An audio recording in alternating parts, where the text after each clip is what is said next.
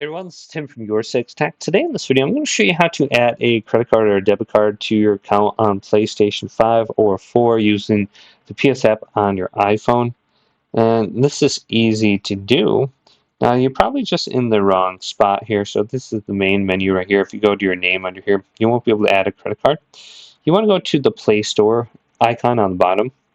Then go up to the top, and right next to the heart, there's going to be three horizontal lines. Select that.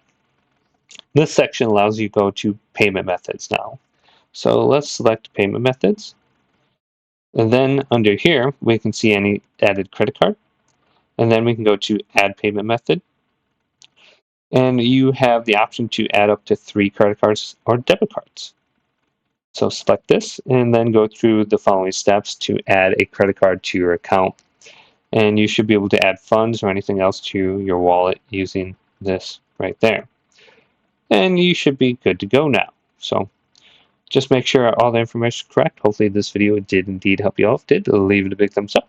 And subscribe to my channel down below for more tech videos coming up next on Your Six Tech.